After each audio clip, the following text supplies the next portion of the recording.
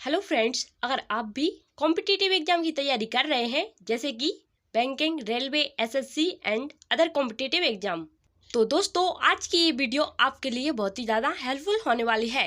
क्योंकि दोस्तों आज की इस वीडियो में हमने जनरल साइंस का टॉपिक पादप, आकारिकी तथा कार्यकी के बारे में जाना है, समझा है। तो दोस्तों ये टॉपिक आपके लिए बहुत ही ज़्यादा हेल्पफुल होने वाला है, इसीलिए वीडियो को बिल्कुल भी स्किप ना करें। आइए दोस्तों हम हमारे चैप्टर की शुरुआत करते हैं। चैप्टर का नाम है पादप, आकारिकी तथा कार्यकी। तो दोस्तों सबसे पहले हम आपको बता दें कि किसी भी पादप यानी कि पेड़ का डायग्राम को हमको सबसे पहले देखना चाहिए।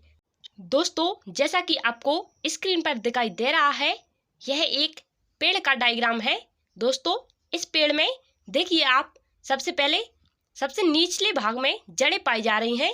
इस भाग को भूमिगत भाग कहा जाता है। इसमें जड़ें आ जाती हैं, जड़ या जड़ तंत्र।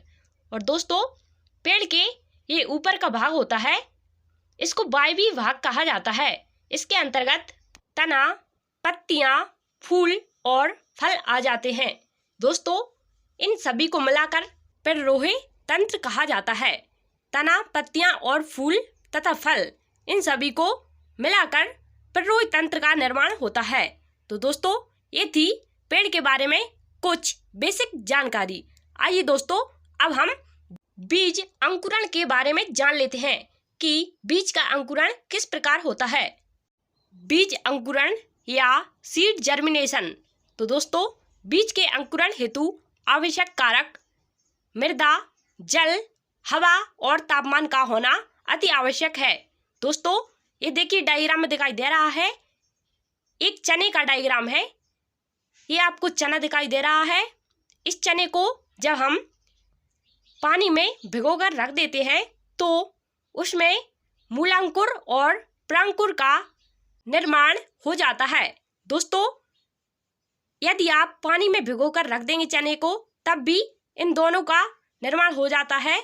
और आप इसको मिट्टी मतलब कि खेत में उगाते हैं तब भी इसका इसी प्रकार का निर्माण होता है, प्रांकुर और मूलांकुर का। दोस्तों मूलांकुर का मतलब होता है जड़ और प्रांकुर का मतलब होता है तना। दोस्तों जब आप चने या किसी भी बीज का अंकुरण करते हैं तो उसमें सबसे पहले अंकुर निकल आते हैं, मूलांकुर और प्रांकुर, जिनको हम जड़ तथा तना कहते हैं।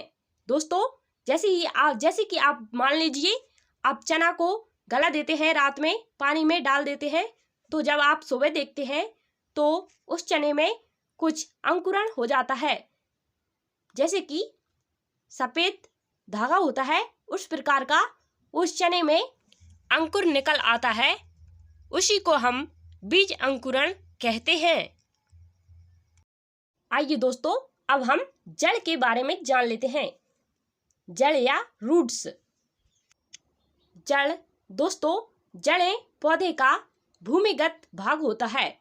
यह बीज के मूलांकुर से विकसित होती है। जड़ें धनात्मक गुरुत्वानुवर्तन तथा ऋणात्मक प्रकाशानुवर्तन होती हैं। दोस्तों जड़ों का मुख्य कार्य मृदा से जल तथा खनिज पदार्थों का अवशोषण करना होता है तथा पौधे को यांत्रिक सहारा देना होता है। दोस्तों इसको हम आसानी से इस प्रकार समझ सकते हैं। दोस्तों जड़ें पौधे का भूमिगत भाग होता है। यह बीज के मूलांकुर से विकसित होती है। दोस्तों जैसा कि हमने पहले ही जान लिया है, जड़ें बीज के मूलांकुर से विकसित होती हैं। दोस्तों जड़ें धनात्मक गुरुत्वानुवर्तन। दोस्तों धनात्मक गुरुत्वानुवर्तन का मतलब होता है यह नीचे की साइड वृद्धि करती है। और दोस्तों ऋणात्मक प्रकाशानुवर्तन का मतलब होता है यह ऊपर की ओर वृद्धि नहीं करती हैं। दोस्तों जड़ों का मुख्य कार्य मृदा से जल तथा खनिज पदार्थों का अवशोषण करना होता है, जिससे कि पौधे को यांत्रिक सहारा मिल सके। उम्मीद करती हूँ दोस्तों कि आपको जड़ की डेफिनेशन आसानी से समझ में आ गई होगी। आइए दोस्तों अब हम जड़ों के प्रकार के बारे में जान लेते हैं। जड़ों के प्रकार या टाइप्स ऑफ रूट। दोस्तों बता दें आपको कि जड़ें दो प्रकार की होती है। नंबर 1 मूसला जड़ और नंबर 2 अपस्थानिक जड़। तो दोस्तों सबसे पहले हम मूसला जड़ के बारे में जान लेते हैं। मूसला जड़ यह जड़ें सदैव मूलांकुर से विकसित होती हैं। यह मिट्टी में अधिक गहराई तक प्रवेश करती हैं। यह ऊपर से चौड़ी तथा गहराई बढ़ने के साथ साथ सक्रिय होती जाती हैं। यह मुख्य रूप से द्विबीजपत्री पौधों में पाई जाती हैं। दोस्तों द्विबीजपत्री पौधे वह होते हैं जो दो भागों में बट जाते हैं। दोस्तों एग्जाम्पल के रूप में आप चना, मटर, मूंगफली और दलहनी फसलों को देख सकते हैं।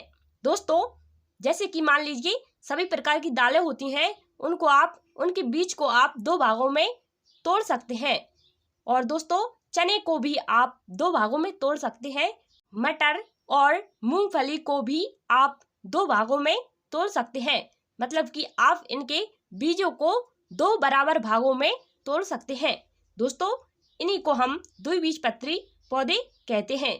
दोस्तों आइए सबसे पहले हम मूसला जड़ के डायग्राम के बारे में जान लेते हैं, जिससे कि आपको मूसला जड़ और आसानी से समझ में आएगी। आइए दोस्तों ये देखिए दोस्तों मूसला जड़ का डायग्राम है। दोस्तों ये जड़ें मूसला जड़ें हमेशा मूलांकुर से विकसित होती हैं और यह मिट्टी में बहुत अधिक गहराई तक प्रवेश करती हैं। दोस्तों ये देखिए डायग्राम में आपको दिखाई दे रहा है कि ये जड़ें ऊपर से चौड़ी होती हैं और नीचे जाती जाती सक्रिय हो जाती हैं। मतलब कि नीचे की ओर वृद्धि करती करती यह सक्रिय हो जाती हैं। दोस्तों इसी को हम मूसला जड़ कहते हैं। उम्मीद करती हूँ कि आपको मूसला जड़ के बारे में समझ में आ गया होगा। आइए अब हम अपस्थानिक जड़ के बारे में जान लेते हैं। अपस्थानिक जड़ें दोस्तों यह जड़ें पौधे के किसी भी भाग से मतलब कि तना, पत्तियां आदि से विकसित हो सकती हैं। यह मिट्टी में अधिक गहराई तक प्रवेश नहीं करती। यह पतली तथा रेशेदार होती हैं तथा मुख्य रूप से एक बीजपत्री पौधे में पाई जाती हैं। दोस्तों एक बीजपत्री पौधे का उदाहरण है चावल, मक्का, गेहूं, ज्वार, बाजरा, गन्ना इत्यादि। दोस्तों एक डायग्राम के माध्यम से आइए इसको समझ लेते हैं। ये है दोस्तों अपस्थानिक जड़ का डायग्राम। जो दोस्तों ये जड़ें बहुत अधिक गहराई में स्थित नहीं होती हैं और दोस्तों ये जड़ें तना और पत्तियों के किसी भी भाग से निकल सकती हैं और यह अधिक गहराई में भी स्थित नहीं होती हैं। जैसे कि आप एक बीजपत्री किसी भी पौधे को देखेंगे तो आप उसको हाथ से पकड़कर उखाड़ेंगे तो वह जल्द ही उखड़ आएंगी, क्योंकि दोस्तों उनमें अपस्थानिक जड़ पाई जाती हैं जो अधिक गहराई में स्थित नहीं होती हैं। उम्मीद करती हूँ दोस्तों आपको वीडियो पसंद आई होगी। अगर वीडियो हेल्पफुल लगी हो तो वीडियो को लाइक करके चैनल को सब्सक्राइब जरूर कर लीजिए। दोस्तों आपको वीडियो कैसी लगी कमेंट सेक्शन में जरूर बताइए, क्योंकि आपका फीडबैक हमारे लिए बहुत ही ज़्यादा हेल्पफुल साबित होगा। Thanks for watching. Thank you.